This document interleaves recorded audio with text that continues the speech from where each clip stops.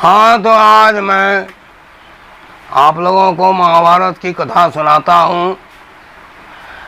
जब राजा संतानु ने गंगा की शर्त मान ली तो दोनों का विवाह संपन्न हुआ। पुत्र प्राप्ति होने पर गंगा मैया ने उसे गंगा में बहा दिया। एवं प्रकार से 7 पुत्र उत्पन्न हुए गंगा से, और 7 को गंगा मैया ने उन 7 को एक एक कर पानी में भसा दिया। जब 8वां पुत्र उत्पन्न हुआ तो उसके लिए भी वह वही कर्म करना चाहती थी, किंतु राजा ने रोक लगा दी। राजा ने कहा, नहीं, तुम इस पुत्र को गंगा में नहीं बहा सकती है। मैं नहीं जानता था कि तुम नागिन समान बन जाएगी। जब मेरा वंश ही नहीं रहेगा तो तुम्हारे रहने से मुझे क्या लाभ। इसीलिए तुम तो क्या मुझे त्याग करेगी, आज दिन से मैं तुम्हें त्याग करता हूँ। तो उसी दिन गंगा मैया ने उनका साथ गंगा मैया छोड़ दी और बोली, यह जो पुत्र हुआ अभी एकदम शिशु है, इसका पालन पोषण एक माँ ही ठीक से कर सकती है। इसलिए आपके पास यह पुत्र नहीं रहेगा, इसको भसाऊंगी नहीं, किंतु इसका पालन पोषण कर जब यह युवा को प्राप्त होगा तो मैं आपको सुपुर्द कर दूंगी। वही पुत्र देवव्रत के नाम से प्रसिद्ध हुआ और गंगा मैया के कहने पर क्षत्रिय द्रोही परशुराम के पास उस पुत्र देवव्रत को ले गई और उन्हीं से शिक्षा दीक्षा ग्रहण करवाई, जिससे देवव्रत महान पराक्रमी हुआ। क्यों?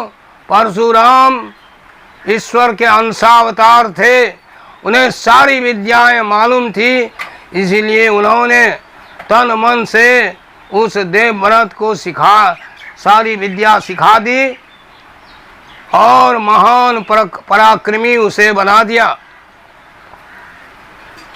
इसके बाद एक दिन भीष्म ने गंगा के पानी को अपने बाणों की बौछार से बांध बनाकर रोक दिया। यह देखकर यह ऐसा करते ही संतानु की नगरी में जल प्रवेश कर गया। इसके लिए संतानु बाहर निकले इसकी खोज में कि क्या कारण है जो अभी तक नगर में पानी का प्रवेश नहीं हुआ था, किंतु इस बार कैसे गंगा पानी नगर में प्रवेश कर गया। जब निकले बाहर खोज में तो उन्होंने उस बालक की करामत देख ली और तब उसको कहा कि शराब यह तुमने क्यों किया है। कहा कि मैं अपने वान विद्या को देखना चाहता था, इसी वजह से मैंने ऐसा किया है। तो कहा राजा ने कि इसको हटाओ, बाणों को हटाओ, नहीं तो तुम्हें मुझसे युद्ध करना पड़ेगा। कहा तो ठीक है, युद्ध ही मंजूर है मुझे। इतना कहकर दोनों युद्ध करने के लिए तैयार हुए। उसी समय गंगा मैया प्रकट हो गई और राजा संतानु को कहा कि बस युद्ध बंद कीजिए, यह आपका ही पुत्र है और इसकी कला कौशल देख लीजिए आप, और इसको तीनों लोकों में कोई भी पराजित करने वाला नहीं है। यह आपका ही पुत्र है। आज मैं इन्हें आपको सौंप देती हूँ और इसका पालन पोषण आप ठीक से करेंगे। तब से देवव्रत राजमहल में रहने लगा। उसके बाद की कहानी तो मैंने आप लोगों को बता दी है कि जब गंगा ने त्याग किया संतानु का, तो उन्होंने दूसरी शादी उसी योजनगंधा से की, जिससे 2 पुत्र उत्पन्न हुए, विचित्रवीर और चित्रांगद। चित्रांगद युद्ध में गंधर्वों के साथ युद्ध करने में मारा गया और विचित्रवीर रह गया। जब सत्यवती ने कहा कि इसकी शादी का प्रबंध करो, तो उस समय काशीराज में 3 कन्याओं का स्वयंवर काशीराज ने रचा था। 3 उनकी राजकुमारियां थी, 3 उनकी पुत्री थी, अम्बा, अम्बालिका और अंबिका। यह बात जब भीष्म को मालूम हुई तो भीष्म को निमंत्रण नहीं देने के कारण भीष्म को बहुत क्रोध हुआ और वही देवव्रत अर्थात भीष्म वहाँ पहुँचे काशीराज की दरबार में और कहा, मुझे निमंत्रण नहीं दिया आपने, मैं इन 3 कन्याओं का अपहरण करने के लिए आया हूँ, और यदि किसी भी निरीप को शक्ति है तो मेरा मुकाबला कर ले और रोक सकता है तो रोक ले। किंतु सबों ने सिर झुका दिया। क्यों? कि सभी उस देवव्रत के पराक्रम को जानते थे। 3 कन्याओं को अपहरण कर गंगा पुत्र देवव्रत अपनी राजधानी को चला। रास्ते में साल्व नामक एक राजा था, जिससे अम्बा को कुंवारी अवस्था से ही प्रेम हो गया था। इसीलिए राजा साल्व ने भीष्म के आगे खड़ा होकर उनके रथ को रोका। कहा, देवव्रत, यह मेरे लिए है यह कन्या, इस कन्या को तुम नहीं ले जा सकते हो। कहा कि कौन मुझे रोकेगा? तो उस साल्व ने कहा कि मैं रोकूंगा।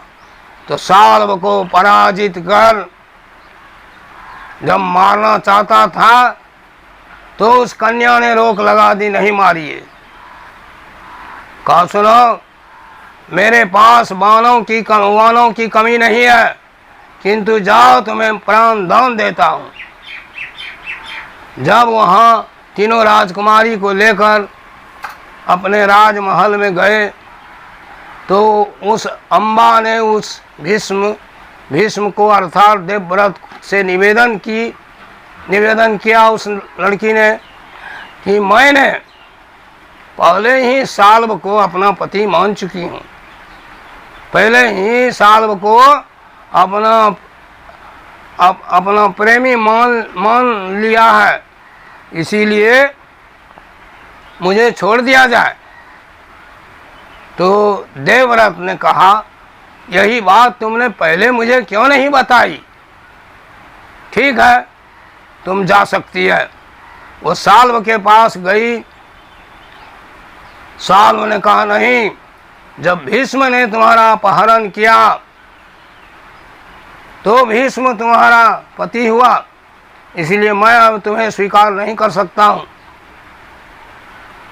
तब अम्बा फिर वापस भीष्म के पास लौटी और कहा कि मेरे पति ने मुझे कहा, मेरे प्रेमी ने मुझे कहा कि जो अपहरण करता किसी कन्या का गांधर्व विवाह नियम के अनुसार वह उसका पति हुआ, इसीलिए आप मेरे पति हुए और मुझसे आप शादी कर, आपको मेरे साथ शादी करनी पड़ेगी। तो देवव्रत ने कहा, तुम्हें मालूम नहीं है कि मैं आजन्म ब्रह्मचारी रहूँगा, ऐसा मैंने प्रण किया है। तो कहा, तो जब आप नहीं स्वीकार करते हैं तो सोच लीजिए, नारी जाति जितनी दुर्बल समझी जाती है उतना भयंकर भी हो सकती है। इसीलिए मैं आपसे अवश्य बदला लूँगी, जन्म जन्म तक आपसे बदला लेने के लिए कोशिश करती रहूँगी। तो वह सीधे परशुराम के पास चली गई और सारी बातें उन्हें सुना दी। परशुराम को क्रोध हुआ, बुलाया गया भीष्म को और कहा, तुम या तो इस कन्या से शादी करो, नहीं तो मेरे साथ तुम युद्ध करो। भीष्म ने कहा कि गुरुदेव, आप मेरे गुरु हैं, आपकी आज्ञा मानना मेरा धर्म है, लेकिन सरकार गुरुदेव मैं विवश हूँ, मैं प्रतिज्ञाबद्ध हूँ, जीवन भर मैं शादी नहीं करूँगा। अपने पिता की सुख की इच्छा के लिए, अपने पिता की इच्छा पूर्ति के लिए मैंने यह प्रण किया है, कैसे उस प्रण को तोड़ दूं? कहा, नहीं तोड़ेगा तुम्हें तब मेरे साथ युद्ध करना पड़ेगा। और समझ रहे हो ना, मेरे साथ युद्ध करने का मतलब मौत। कहा कि जो हो सो हो, किंतु मैं अपनी प्रतिज्ञा नहीं तोड़ सकता हूँ। तब परशुराम ने कहा, यह फरसा देखो 21 बार, इस फरसे के द्वारा मैंने इस धरा को छत्रीहीन कर दिया। तो दोनों में युद्ध शुरू हुआ। दोनों प्रकांड, दोनों महान धनुर्धर थे। बहुत देर युद्ध होने के बाद तब भीष्म ने, देवव्रत ने पाशुपत अस्त्र का संधान किया। उसी समय आकाशवाणी हुई, देवव्रत, यह महाप्रलयकारी अस्त्र है, शिव का अस्त्र है, इसे बंद करो, नहीं तो तुम्हारे गुरु को लज्जित होना पड़ेगा। और वह शिष्य कौन काम का जो गुरु को अपमानित करे। इसके कारण भीष्म ने कहा, अच्छा देवों, मैं आप लोगों की बात को स्वीकार करता हूँ और इस अस्त्र का संधान नहीं करूँगा। तब परशुराम रथ पर से उतरे और जाकर तब देवव्रत रथ पर से उतरे और जाकर अपने गुरु परशुराम को प्रणाम किए। गुरु अत्यंत प्रसन्न हुए, कहा, वाह शिष्य, तुमने मेरी विद्या को लज्जित नहीं की, इसीलिए मैं तुमसे प्रसन्न हूँ। तो उस कन्या को कहा कि कन्या, तुम मेरे पास से चली जाओ, मैं तो विवश हूँ, तुम्हें इसके साथ शादी नहीं करा सकता। तो उस कन्या ने कहा, ठीक है, आप नहीं कराएंगे, लेकिन मैं नागिन समान याद रखूंगी और जन्म जन्म इससे बदला लेने की कोशिश करूंगी। इतना कहकर वह तपोवन चली गई। वहां जाकर भगवान शिव की घोर तपस्या शुरू कर दी। भगवान शिव प्रकट हुए, उनसे कहा, बोलो क्या चाहती है, क्या वरदान मांगती है, मांग लो। कहा, बस मेरी यही इच्छा है कि मैं अपने हाथों से भीष्म का वध करूं, देवव्रत का वध करूं। सुनकर आशुतोष ने कहा, सुनो, यह काम तुम्हारे लिए असंभव है। महान पराक्रमी भीष्म तुमसे पराजित कैसे होगा? तुम नारी जाति है। अच्छा, तो तुमको हम यह वरदान देते हैं कि तुम्हारा जो दूसरा जन्म होगा उसमें तुम नपुंसक रूप में होगी और भीष्म की मृत्यु का तुम कारण बनेगी। वैसा ही हुआ। दूसरे जन्म में वह अम्बा राजा द्रौपद के यहाँ उत्पन्न हुई नपुंसक रूप में, और उसका नाम शिखंडी रखा गया। उसी जन्म में उसने उस देवव्रत से बदला वसूल किया। बस आज इतना ही कहता हूँ, इसके बाद शेष कथा कल कहूँगा। यशस्वी भव।